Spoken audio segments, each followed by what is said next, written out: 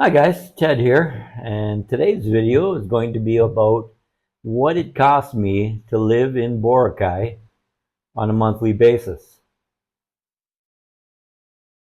Now, I chose Boracay as my destination after about 3 years of research while I was waiting for my retirement income to come in, and basically I knew what my expenses would be, but when you get here, then it's more a little bit more verification.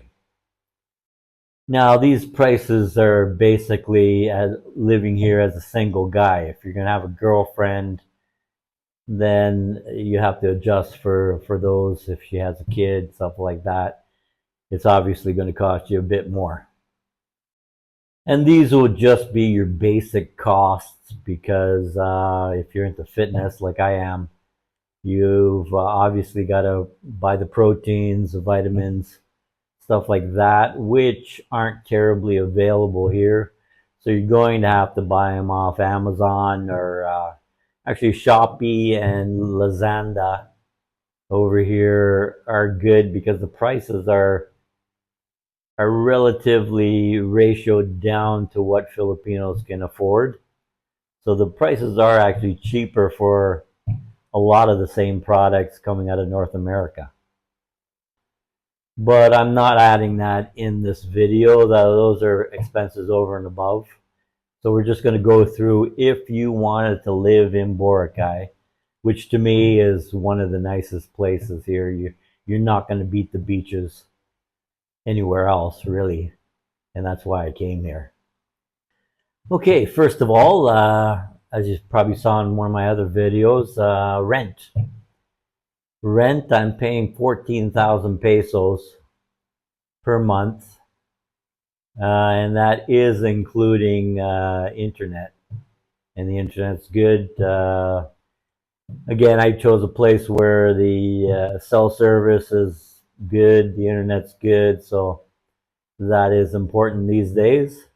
And 14,000 pesos roughly is about $238 per month US. Next, we have electricity.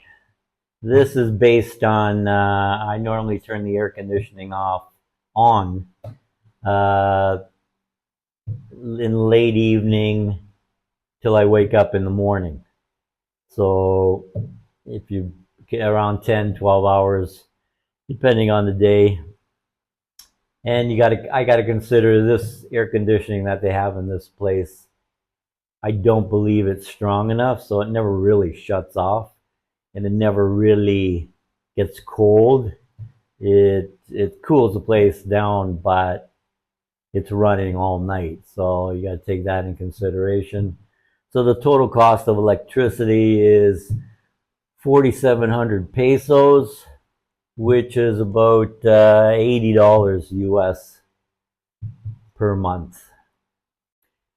And next on the list is water, shower water, anything coming out of the tap. It basically came out to 1,000 pesos, and that's roughly $17 a month US. Then we come to gas. That's just off the cooking range. That's not, I don't even believe I had to buy a new tank when I first got here because it was kind of empty. So that was 1150 pesos, which is basically about 1950 US. And I believe that should, at the rate I'm using it at, it should be 2 or 3 months worth. So you gotta just proportion that into the cost.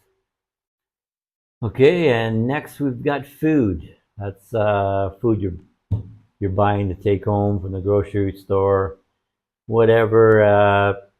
It basically is, I came to about 10,000 pesos, and that's including fruit, fresh vegetables you buy locally, stuff like that. So, and that's about 170 US. And then we have drinking water. which I've always drink distilled water, which is surprisingly enough commonly available here because they give it to their young children when they're mixing the formula, stuff like that, where they use distilled water. So that's a good thing. And it's basically 500 pesos a month, 850 US. Next, we have eating out, which I don't go out a lot, maybe once, twice a week, or I pick up something going to the gym, stuff like that. So I got that down at 6,000 pesos, basically 102 US. And if you're going to be eating out, obviously that cost is going to could change a lot. And you got to understand too here, whether you're buying food or you're going out, the portions I find are a lot smaller than in North America. So if you're a big eater, it's going to cost you because here it's similar to the 75% rule. Whereas if you're into fitness, you leave the table only 75% full. And that's basically in the mix here because if say you order a burger, 500 pesos, is one burger going to fill you? It's enough for you, but are you going to have to buy that second one or third one? So that could actually jump quite quickly. So you got to keep that in mind. Everything's smaller portions, but do you really want to overstuff yourself here? Especially if you're on retirement and you're not working out, stuff like that. You don't really need the calories. So it works out quite well if you don't overindulge. And obviously, if you're a drinker, that's going to be expensive because here in Boracay, when I look at the prices of alcohol, it's not terribly cheap. So you got to keep that in mind. Then we have transportation. I got that down at for 2,000 pesos, which is roughly $34 US. But I mainly take now is the hop and go or hop on, hop off. It's a service run by one of the companies here, but it's for the entire island. It services the mostly all the main corridors, like go out all down all the main streets to all the different beaches around the island. But if you're looking for door-to-door service, then you can't really use it. It'll get you close, and then you walk to your destination, and it's fairly cheap. I mean, if you're retired or over 65, it's 25 pesos per ride. And if you're under, then it's 50 pesos a ride. The big thing is it's an air-conditioned ride, a roomy bus. Like some of those trikes, they're difficult to get in and out because they're made for small people. So you got to keep that in mind. Now we have phone. I got a phone, a kind of an international phone plan from Canada. So I still keep that. I got a SIM card for like 100 pesos for a Philippine number. If you don't need to buy the data, because I have unlimited data on my Canadian plan, which I use here, uh, then that 100 pesos is it. People can call you, but you can't call them. So that's the only issue there. So, but my plan cost me basically 1,280 pesos per month, which is about $22 American. Then there's internet. As I mentioned before, the internet here came with the apartment, so it's all good there. Visa renewals. It's roughly like 3,000 per month, which is like $51 US. The thing is, it's going to cost you a little bit more in your third month because you got to get the ACR card, and I think for another 2 months extension after that. It cost me 8,300 pesos. So you got to proportion that into your expenses down the line. And then we have Netflix, which I use a lot. It's what I normally watch. 600 pesos a month, roughly 10 bucks US. That's not bad. And Amazon membership. So if you watch Amazon Prime or just ordering stuff, especially if you want to order different items from Amazon because they do deliver here, no problem. So that comes out to what, 500 pesos a month, which is 8 bucks US.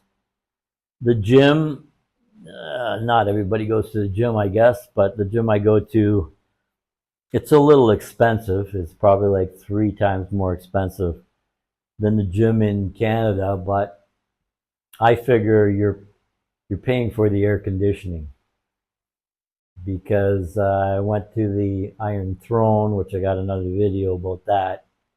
It's just a sweat box. They don't even have a fan. It's in a congested area, so the breeze from the beach doesn't make it there. So you're just working out in an oven, and I couldn't handle that. So the gym I go to is the OMG. It's 3,000 pesos a month, which is roughly $51 US.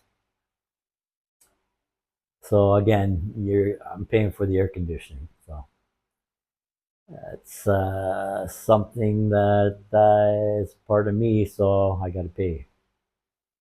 Miscellaneous, I have down as 3,000 pesos a month, which is different. So you need Advil or any ibuprofen, acetaminophen, different items like that. I put down as 3,000 a month. Again, $51 US. And laundry. I mean, laundry you can do on your own if you're into hand washing, or if you have your girlfriend, they can easily do that. But if you're going to bring it in, say twice a month, then you're at about 600 pesos, which is basically 10 bucks a month. So it's still not bad. So all in all, I have it down as 51,350 pesos per month, which comes out to roughly 874 US dollars to live in Boracay. I mean, you can get cheaper rent because I still look every now and then, and you can get a decent place for 10,000 pesos a month, except I found some of the places the internet's really poor, and the cell service is poor, so you got to take that in mind too. And again, if you've got a girlfriend, I mean, obviously you're going to be going out, you're going to be paying for two. You got to add at least $300 to $500 extra. That's US. And if she has kids, then you may be paying for their school or stuff like that, especially if she's not working. Then I'd add another $500 to $700 to that amount. So, but basically 875 bucks a month will get you living in besides some of the most beautiful beaches around. So come on down, try it out. If you like this video, like and subscribe, and see you in the next one.